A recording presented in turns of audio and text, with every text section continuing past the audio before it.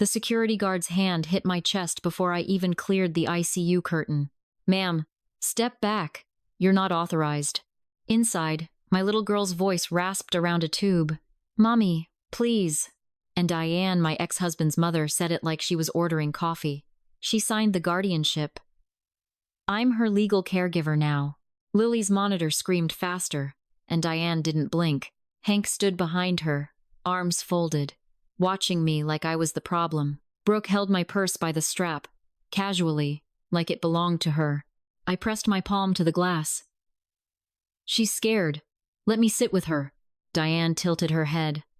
Soft voice, sharp eyes. "She needs stability." "You're not stable." Then she leaned toward the doctor and whispered the sentence that stole my air. "Put her on a no-visit list. She's not safe for Lily." I backed into the hallway on shaking legs, hearing my daughter call my name like it was the last word she knew. 2 hours earlier, Lily was laughing in Diane's backyard. Diane had begged to take her for family time. She said. I hovered. Lily begged too. "Please, Mommy, just the afternoon." So I packed her safety kit like a ritual. Inhaler, EpiPen, the laminated allergy card I hand to every adult who watches her. Severe peanut allergy, life-threatening. I made Diane read it out loud. Diane smiled with her mouth only. "Maya, I raised kids." "I know." At 4:17, Diane called. "She's okay," she said fast. "Just a little reaction. We're going to the ER to be safe." My blood turned to ice. "What did she eat?" A careful pause. "Probably cross-contamination," she said. "These things happen." I arrived to Lily on a gurney, face blotchy, lips swelling, eyes wide with panic. A nurse pressed an oxygen mask to her mouth. Lily saw me and reached. "I'm here, baby." I grabbed her hand. Cold, damp. The doctor didn't waste words. Epinephrine wasn't holding. Her airway was swelling again. They needed to intubate, then transfer her to a pediatric ICU across-town specialist team. Better odds. But the ICU bed was out of network. A deposit had to be paid now. "I'll pay," I said, already pulling out my card. Declined. Second card. Declined. My banking app flashed. "Account restricted. Legal review." I called the bank and got a polite script. "We received documentation related to a guardianship concern. Until we verify, withdrawals are limited." "From who?" I snapped. "I can't disclose that." Behind me, Lily coughed, wet and struggling, and my brain turned into static. That's when Diane touched my elbow. Not comforting. Steering. "We can cover the deposit," she murmured. "But you need to sign something." Hank appeared with a man in a suit and a folder. A private notary stamp, tabs, pre-printed pages, like they'd packed this with the snacks. "It's routine," the notary said. "Emergency authorization. So the funds can be released and decisions can be made quickly." I looked at Lily. I looked at the nurse tightening tape near her mouth. I looked at Diane's calm face. "Give it to me," I said. The first page looked harmless: consent to treat, temporary authorization. The second page was dense, legal. My eyes snagged on guardian and immediate effect. But Lily made a small sound, half cough, half cry, and it shattered every thought I had. "Just sign," Diane said softly. "For Lily's sake." I signed. The deposit cleared within minutes. Lily was rushed out.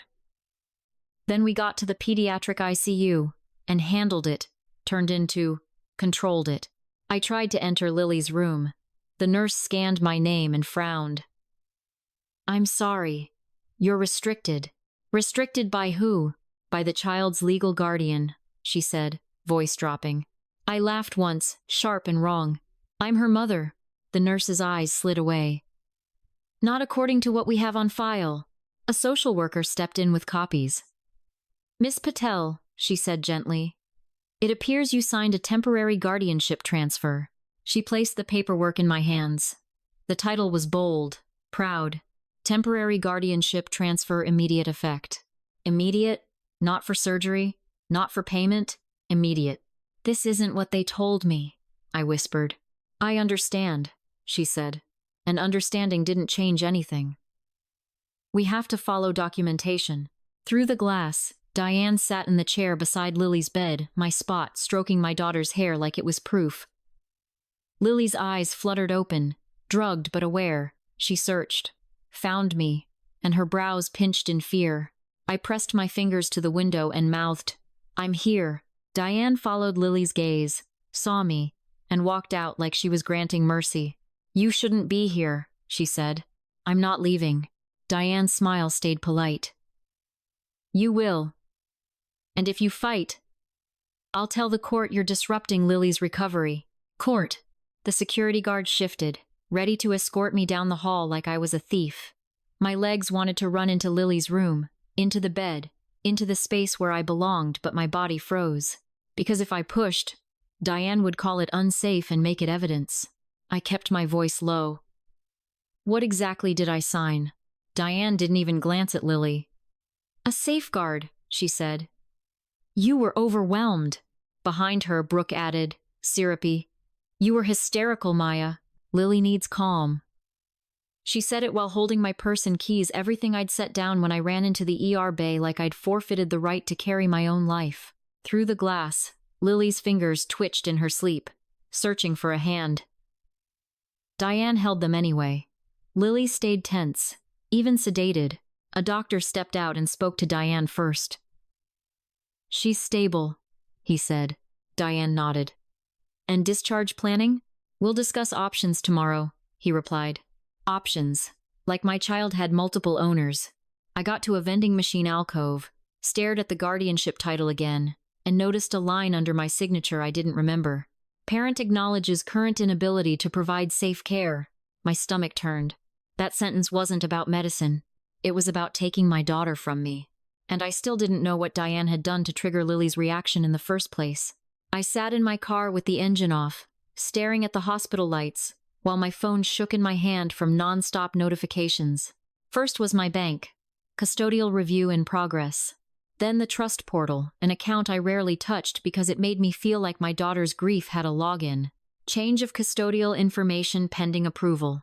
I clicked and saw Diane's name listed as primary custodian, not guardian, custodian. Like Lily was a suitcase that needed a new handle. I called the only lawyer I knew who answered on weekends, Tessa Rios. Her voice was blunt, awake, and not sentimental. "Tell me what happened," she said. I told her in pieces. The party, the reaction, the deposit, the notary, the ICU ban. When I said guardianship transfer, she went quiet. "That paperwork wasn't meant to help Lily," she finally said. "It was meant to lock you out." "I didn't even read it," I whispered. "You tried," she said. "But they used timing." A signature taken under medical panic is the oldest trick in family court. Family court. I hated how normal that sounded coming from her. Tessa told me to stop talking to Diane. Stop texting Brooke. Stop posting anything online. They want you to look unstable, she said. Don't give them free footage. I drove home because I couldn't fight a system from an ICU hallway at midnight. My apartment felt like it belonged to someone else. Lily's shoes were by the door. Her half-finished drawing was on the table, me, her, and a stick figure daddy with angel wings, because she still couldn't picture Gone any other way. That's when the second shoe dropped. An email from a family court clerk. Notice of emergency hearing, temporary guardianship. Monday, 8:30 a.m. Diane hadn't just filed something. She'd already scheduled the next step. I called Tessa back, voice shaking. "They've got a hearing," I figured, she said. "We'll be there, but we need evidence this was coerced or worse." "Or worse?"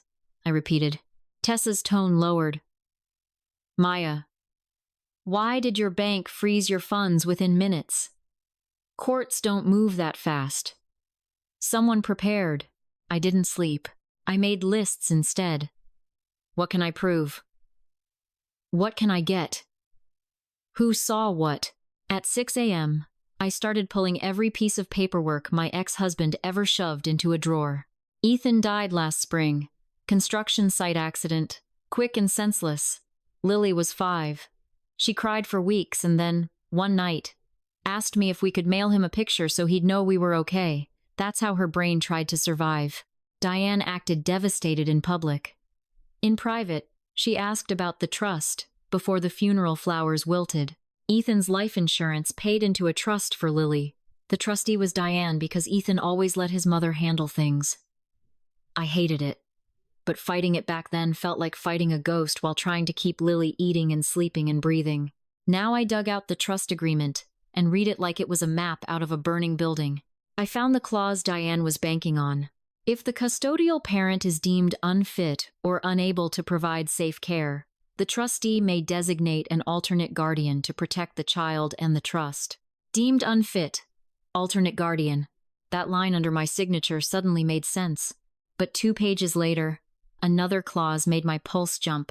If the trustee's actions result in harm to the child, the trustee may be removed and held personally liable for damages and losses. Personally liable? I sat back hard on my couch and stared at the ceiling. Diane didn't just want Lily. She wanted the trust under her control without my interference. And the fastest way to get there was to create a safety emergency that made me sign. So I did something that felt insane.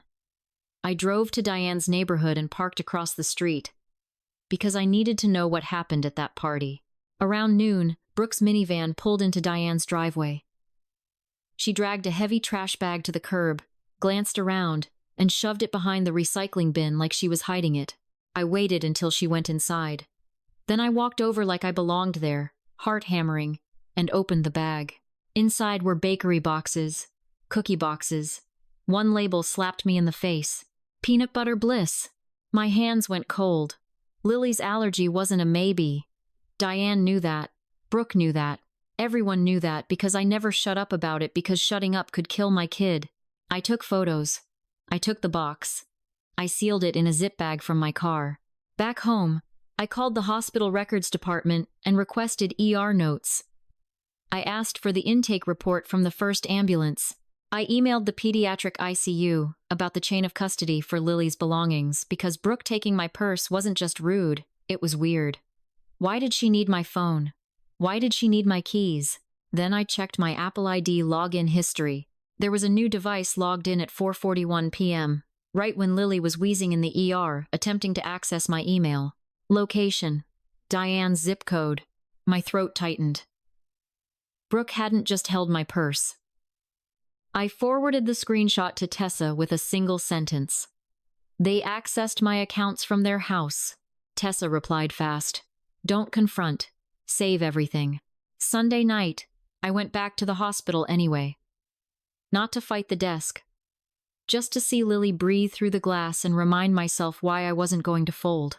Diane was in Lily's room again, leaning close, talking softly. I couldn't hear the words, but I watched Lily's face change, eyes fluttering, brows tightening like she was confused and scared. Then Diane did something that made my skin crawl. She tapped Lily's chest gently, like a metronome, and pointed toward the door toward me, then shook her head. Even drugged, Lily's eyes followed the gesture. She looked at me, and she looked away, like she'd been taught, in real time, that reaching for me was dangerous. I stood there, frozen, while Diane kept whispering, and my daughter's trust in me got chipped away by inches. And right then, my phone buzzed with a new email subject line. Petition to appoint guardian ad litem filed. They weren't just taking my rights. They were rewriting my daughter's reality before Monday even arrived. Monday morning, family court smelled like burnt coffee and old carpet, like decisions were made there without anyone ever washing their hands after. Diane arrived dressed in soft beige, pearls, the whole safe grandmother costume. Hank carried a leather folder like he was going to close on a property. Brooke sat behind them, hair perfect, eyes dry.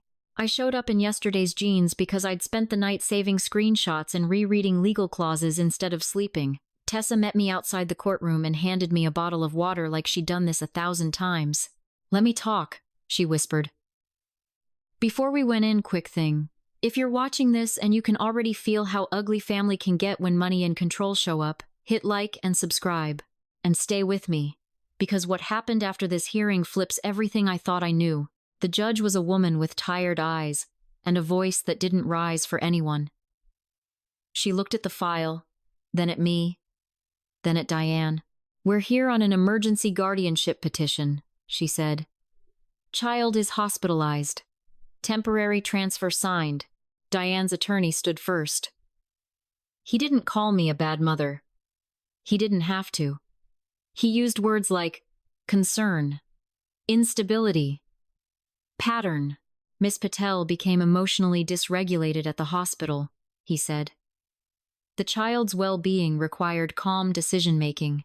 He slid printed screenshots onto the bench. My face, my name, my email messages supposedly sent from me at 4:40 p.m. during the ER crisis. "I can't do this anymore. Take her.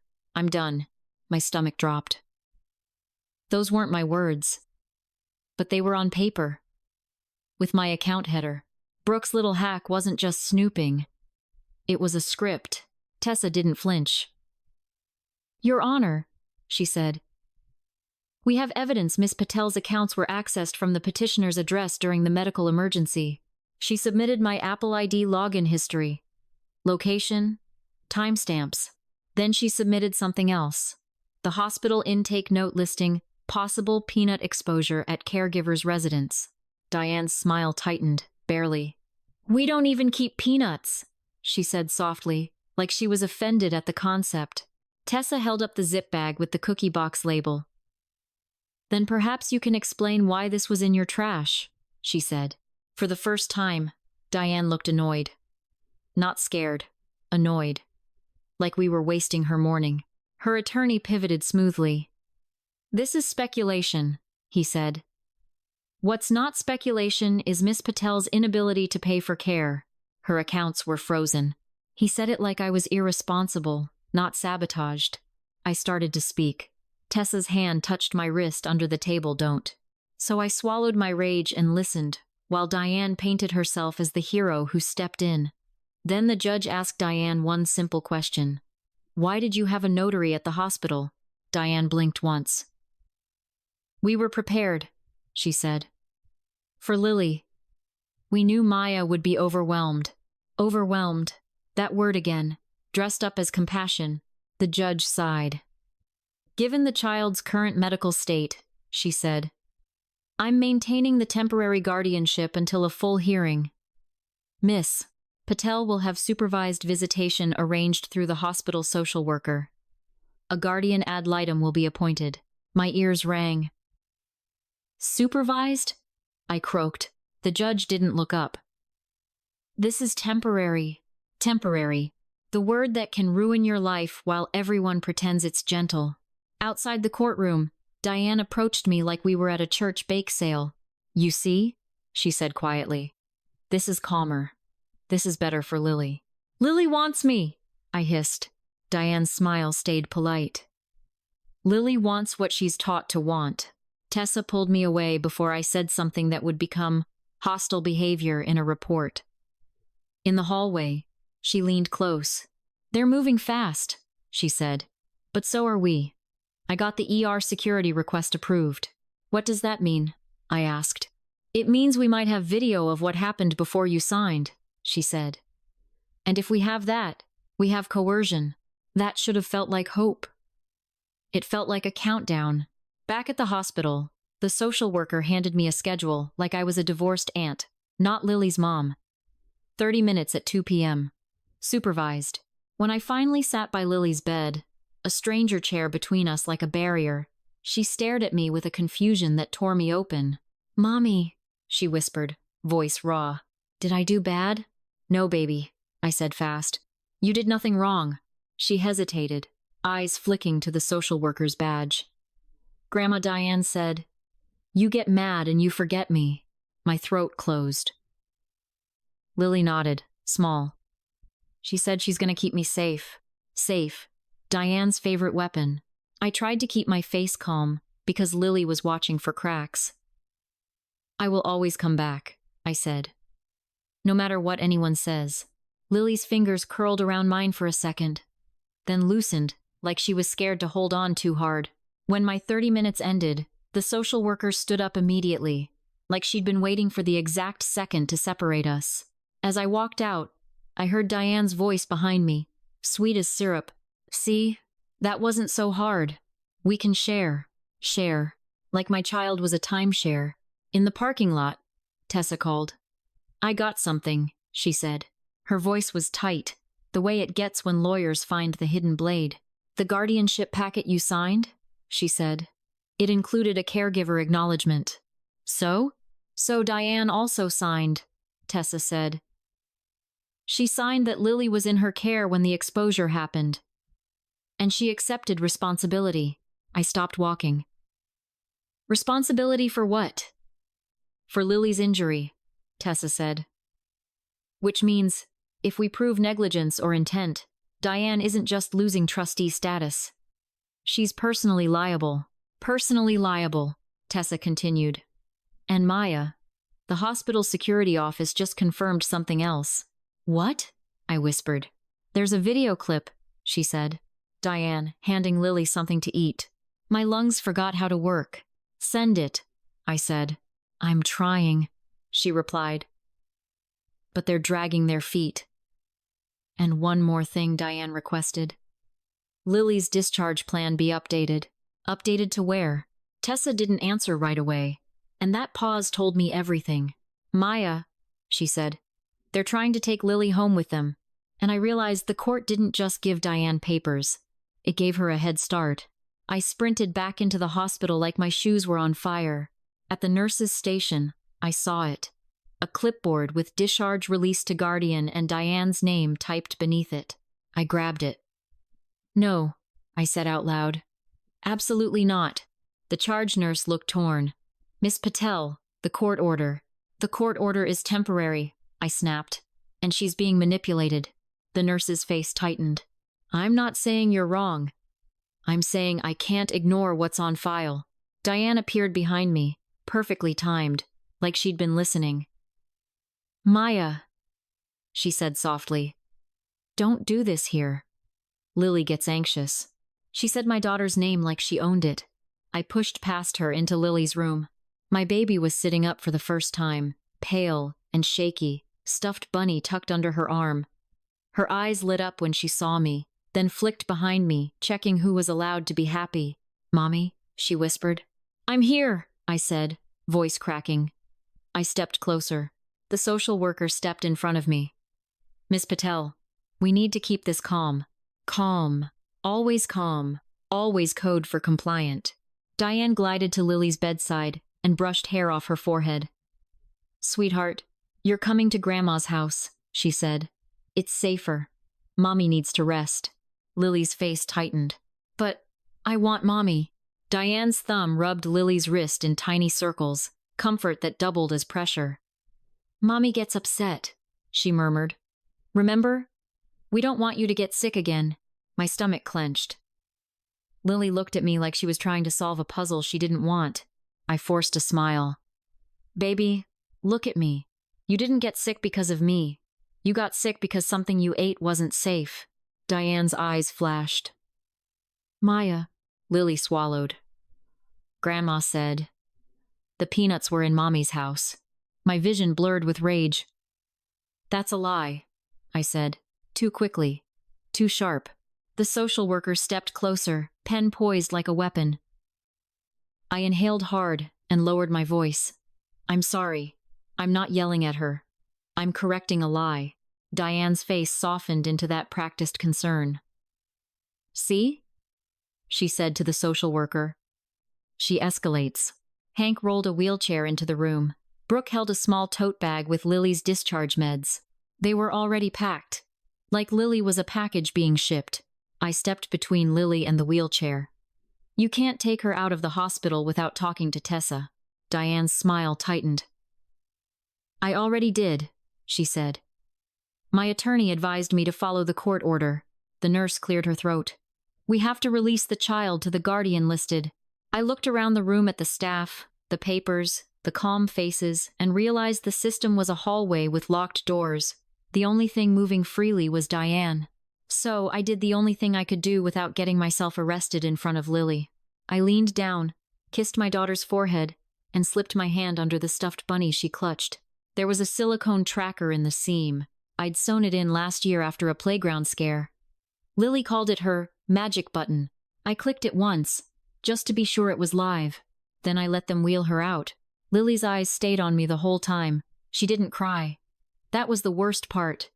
She looked resigned, like she'd already started practicing how to survive in a world where the adults decided love by paperwork.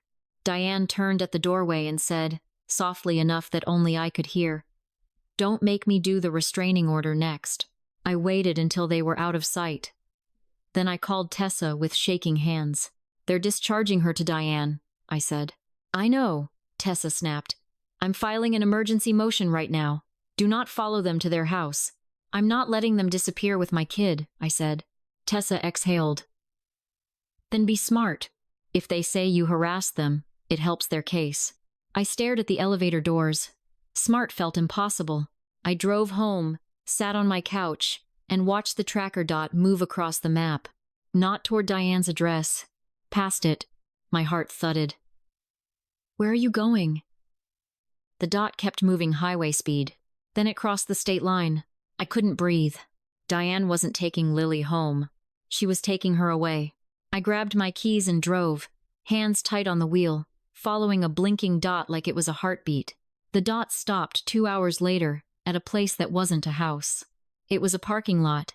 I pulled in and saw Diane's SUV near the far edge, backed into a spot like someone who didn't want a plate visible.